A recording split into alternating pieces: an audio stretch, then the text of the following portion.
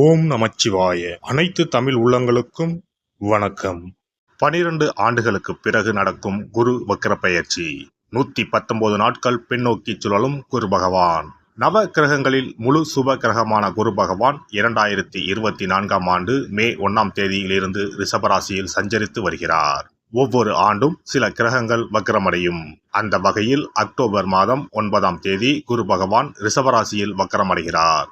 இதன் தாக்கம் என்ன? குரு வக்ர பயிற்சி என்றால் என்ன? எத்தனை நாட்கள் நீடிக்கும் என்று பார்க்கலாம். குரு பகவான் இந்த ஆண்டு அக்டோபர் மாதம் 9ஆம் தேதி புதன்கிழமை ரிஷபராசியில் வக்ரமாகி பின்னோக்கி செல்வார். பிப்ரவரி 4, 2025ஆம் ஆண்டு வரை இந்த நிலை நீடிக்கும். வக்ரம் என்பது நேராக செல்லக்கூடிய ஒரு கிரகம் பின்னோக்கி செல்வதை குறிக்கும்.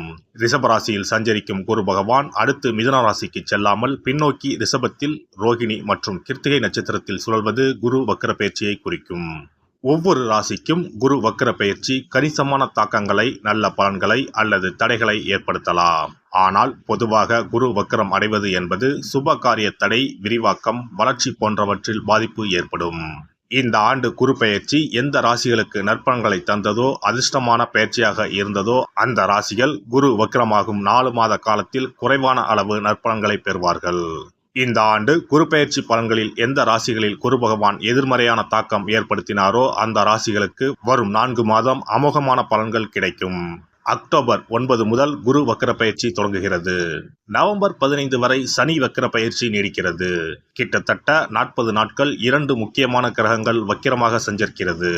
இது ஒரு சில ராசிகளுக்கு அபரிமிதமான நற்பலன்களை, அதிர்ஷ்டத்தை வாரி வழங்கும். பொதுவாக குரு பகவான் இருக்கும் இடத்தை விட பார்க்கும் இடங்கள் சுப பலன்களை பெறும். குரு பகவான் ரிஷபராசியில் இருந்து 5ஆம் பார்வையாக கன்னி ராசியையும், 7ஆம் பார்வையாக விருச்சிக ராசியையும், 9ஆம் பார்வையாக மகர ராசியையும் பார்க்கிறார். வக்ரமடைந்த குரு பார்வையால் சில ராசிக்காரர்கள் ராஜாதி ராஜ யோகம் பெறப்போகின்றனர். இனி இந்த வக்ர பெயர்ச்சியால் உங்கள் ராசிக்கான சுப பலன் என்ன என்பதனையும், அசுப பலன் ஏற்படுமாயின் ராசிக்காரர்கள் செய்ய வேண்டிய பரிகாரம் என்ன, வழிபட வேண்டிய தெய்வம் யார் என்பதனை பற்றியும் விரிவாக காண்போம். உங்கள் வாழ்வில் வளமும் நலமும் செல்வ செழிப்பும் பெற்று வாழ்வில் உயரிய நிலையை அடைய எல்லாம் வல்ல எம்பெருமானை வேண்டி விரும்பி கேட்டுக்கொள்கிறேன். கடகராசி அன்பர்களே, லாபஸ்தானத்தில் குரு பகவான் வக்கரமடைய போகிறார். புதிய பதவிகள் தேடி வரும். நீண்ட நாள் கனவுகள் பூர்த்தியாகும். திருமணமாகியும் நீண்ட காலமாக புத்திர பாக்கியம் இல்லாதவர்களுக்கு நல்ல செய்தி தேடி வரும். நல்ல வேலைக்கு முயற்சி செய்யலாம். கைமேல் பலன் கிடைக்கும். வேலை செய்யும் இடத்தில் தலைமை பொறுப்பு தேடி வரும். தடைப்பட்ட திருமணம் நடக்கும். குலதெய்வ அனுகிரகம் கைகூடி வரும். உடல் ஆரோக்கியத்தில் இருந்து வந்த தொய்வு நிலை படிப்படியாக குறையும். சிலருக்கு சகோதர வகையில் கூட உதவிகள், அனுகூலங்கள் கிடைக்கப்பெறும். பிள்ளைகள் வழியில் நல்ல தகவல்கள் வந்து சேரும். திருமணம் போன்ற சுபகாரிய பேச்சுவார்த்தைகள் நல்லபடியாக நடந்தேறும். இதனால் குடும்பத்தில் மகிழ்ச்சி நிலவும். சிலர் விருந்து கேளிக்கைகளில் கலந்து கொள்ளும் வாய்ப்பு உண்டாகும். எனினும் வெளியிடங்களில் உண்ணும் சமயத்தில் கூடுதல் கவனத்துடன் இருந்து கொள்ளுங்கள். புதிய வீடு, வாகனம் வாங்கி மகிழ்வீர்கள். சிலருக்கு புதிய சொத்துக்கள் சேரும். பலர் தங்கள் உழைப்பினால் ஒரு நல்ல உன்னதமான நிலையை அடைவார்கள். மொத்தத்தில் பொருளாதாரம் நல்ல விதத்தில் மேம்படும். எனினும் சனியின் தாக்கம் சாதகமாக இல்லாத காரணத்தால் ஆயுதம், மின்சாரம், இயந்திரம் இவற்றை கவனமுடன் பயன்படுத்துவது நல்லது. உயரமான இடங்களுக்கு செல்லும் சமயத்தில் அலட்சியம் வேண்டாம். குடும்பத்தை விட்டு பிரிந்து போன அன்பர்கள் மீண்டும் வந்து குடும்பத்துடன் இணைவார்கள். உத்தியோகத்தில் இருந்து வந்த தொய்வு நிலை படிப்படியாக குறையும். மேல் அதிகாரிகள் உங்களை மதிப்பார்கள். சக ஊழியருடன் இருந்து வந்த பணிப்போர் ஒரு நல்ல முடிவுக்கு வரும். சிலருக்கு இதுநாள் வரையில் இழுத்து அடித்து கொண்டு இருந்த வழக்குகள் ஒரு நல்ல முடிவுக்கு வரும். பூர்வீக சொத்து விஷயங்களில் இருந்து வந்த பிரச்சனைகள் கூட சுமூகமாக தீரும். சிலருக்கு வேறு ஒரு நல்ல வேலை கூட கிடைக்கப்பெறும். புதிதாக வேலை தேடும் அன்பர்களுக்கு இந்த காலகட்டத்தில் நல்லதொரு திருப்பம் ஏற்படுவதற்கு வாய்ப்புண்டு. தொழில் அல்லது வியாபாரத்தில் இருந்து வந்த கெடுபிடிகள் முடிவுக்கு வரும். சிலருக்கு தொழில் கடன்கள் அடைபடும். சிலருக்கு நல்ல கூட்டாளிகள் அமைவார்கள். சிலர் புதிய கிளைகளை தொடங்க வழிவகை பிறக்கும். சிலர் வெளிநாடுகளில் கூட தொழிலை விரிவுபடுத்தி மகிழ்ச்சி காண்பீர்கள். மொத்தத்தில் தொழில் அல்லது வியாபார ரீதியாக பெரும்பாலும் நல்ல பலன்கள் தான் உங்களுக்கு ஏற்படும். கொடுக்கல் வாங்கலில் இருந்து வந்த தொய்வு நிலை படிப்படியாக குறையும். சிலர் கொடுத்த கடனை சாமர்த்தியமாக பேசி வசூல் செய்வார்கள். அரசியல்வாதிகள் தலைமைக்கு நெருக்கமாவீர்கள். மேடை பேச்சுகளில் கூட மக்களை கவர்வீர்கள். சிலருக்கு புதிய பதவிகள் அல்லது பொறுப்புகள் தலைமையால் வழங்கப்படும். உங்களை ஓரம் கட்டியவர்கள் ஒதுங்குவார்கள் அல்லது ஒதுக்கப்படுவார்கள். அதனால் உற்சாகமாக இருந்து கொள்ளுங்கள். எனினும் சனியின் சஞ்சாரம் சாதகமாக இல்லாத காரணத்தால் உடல் ஆரோக்கியத்தில் மட்டும் கூடுதல் கவனம் எடுத்துக்கொள்ளுங்கள். விவசாயிகள், கோழிப்பண்ணை விவசாயிகள் கூடுதல் கவனத்துடன் இருந்து கொள்ளுங்கள். மற்றபடி ஏனைய விவசாயிகளுக்கு பெரும்பாலும் நல்ல பலன்கள் தான் ஏற்படும். கலைஞர்களை தேடி புதிய வாய்ப்புகள் வரும். சிலர் வெளிநாட்டுக்கு சென்று தங்களது கலை நிகழ்ச்சிகளை வெற்றிகரமாக செய்து நல்ல வருமானம் பார்க்க வாய்ப்புண்டு. சிறிய கலைஞர்களுக்கு கூட தங்களது திறமையை காட்ட நல்ல வாய்ப்புகள் வர இடம் உண்டு. பெண்களை பொறுத்தவரையில் சுபகாரிய பேச்சுவார்த்தைகள் நன்மை தரும். சிலருக்கு அரசு வகையில் நன்மை உண்டு. சிலருக்கு அரசு வேலை கூட கிடைக்க இடம் உண்டு. கணவன் மனைவி இடையே சின்ன சின்ன வாக்குவாதங்கள் வந்தாலும் அதனால் ஒற்றுமை குறையாது.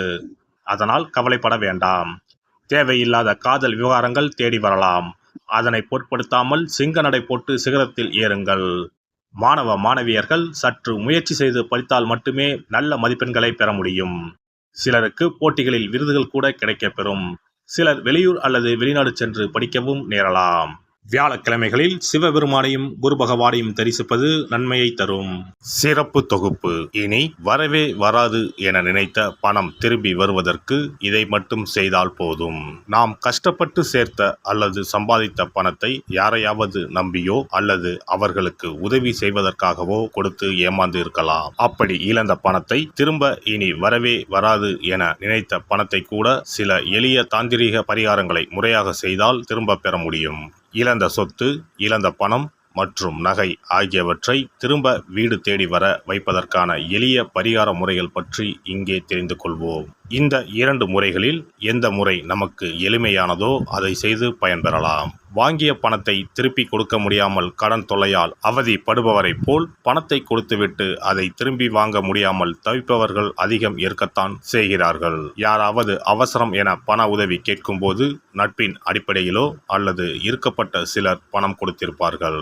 ஆனால் பணம் வாங்கிய நபரோ அந்த பணத்தை திருப்பி தராமல் இழுத்தடிக்கலாம். பணம் தர வேண்டிய நபருக்கு சூழ்நிலை காரணமாக பணம் வராமல் உங்களுக்கு திருப்பி தர முடியாமல் இருக்கலாம். அல்லது அந்த நபர் பணத்தை திருப்பி தரும் எண்ணமே இல்லாமல் இருக்கலாம். நீங்களும் பல முறை பணத்தை கேட்டு சலித்துவிட்டு இனி அந்த பணம் நமக்கு வரவே வராது என நினைத்து பணத்தை திருப்பி வாங்குவதற்கான முயற்சியை கூட கைவிட்டிருக்கலாம். இப்படி கொடுத்த பணம் திரும்பி வரவே வராது என நினைத்த பணத்தை உங்களிடம் பணம் வாங்கிய நபரே மனம் மாறி அவராக வந்து உங்களிடம் திருப்பி தருவதற்கு சில எளிய முறைகளை வீட்டிலேயே செய்தால் போதும். பரிகாரம் 1. கற்பூரம் ஒன்றை ஏற்றி அது எரியும் சுடரின் மீது இரும்பு கலந்த ஏதாவது ஒரு தட்டினை காட்ட வேண்டும்.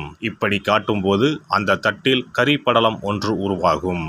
இந்த கரியை உங்களின் வலதுபுற நடுவிரலில் எடுத்து ஒரு தெளிவான வெள்ளை காகிதத்தில் உங்களுக்கு பணம் கொடுக்க வேண்டிய நபரின் பெயரை எழுதி கொள்ளுங்கள். பிறகு அந்த பேப்பரை சிறியதாக மடித்து உள்ளங்கையில் வைத்துக் கொண்டு உங்களுக்கு பணம் கொடுக்க வேண்டிய அந்த நபரின் முகத்தை மனதில் நினைத்து கொண்டு அவர் உங்களுக்கு பணம் கொடுத்து விட்டதாகவும் உங்களுக்கு வரவேண்டிய பணம் அனைத்தும் வந்துவிட்டதாகவும் நினைத்து கொள்ளுங்கள். அந்த நபரின் பெயர் எழுதிய காகிதத்தை வீட்டின் பூஜை அறையில் வைத்து விடுங்கள். பிறகு அதை ஆற்றில் போட்டு விடலாம். பரிகாரம் 2. ஒரு சிறிய கிண்ணத்தில் மஞ்சளை தண்ணீர் கரைத்து எடுத்துக்கொள்ளுங்கள். ஒரு குச்சியால் அந்த மஞ்சளை தொட்டு வெள்ளை காகிதத்தில் பணம் தர வேண்டிய நபரின் பெயரை எழுதி கொள்ளுங்கள். ஓம் ஸ்ரீ கார்த்த வீர்யாஜுனாய நமக என்ற மந்திரத்தை 27 முறை சொல்லி பணம் கொடுக்க வேண்டிய நபர் உங்களுக்கு தர வேண்டிய பணம் அனைத்தையும் கொடுத்து விட்டதாக நினைத்து வேண்டிக் கொண்டு அந்த காகிதத்தை சுற்றி வெள்ளை நூலால் கட்டிவிட வேண்டும். பிறகு அந்த காகிதத்தை ஆற்றிலோ கடலிலோ போட்டுவிட வேண்டும். இந்த 2 முறைகளில் யாருக்கு எது வசதியோ அந்த முறையில் பரிகாரத்தை செய்யலாம். ஏதாவது ஒரு முறையை பின்பற்றினால் போதும். 2 முறைகளிலும் செய்ய வேண்டியது கிடையாது. இந்த பரிகாரத்தை தெற்கு நோக்கி அமர்ந்து செய்ய வேண்டும். இந்த பரிகாரத்தை நம்பிக்கையுடன் தொடர்ந்து செய்து வந்தால் கண்டிப்பாக வராது என நினைத்த பணம் விரைவில் உங்களின் வீடு தேடி வரும்.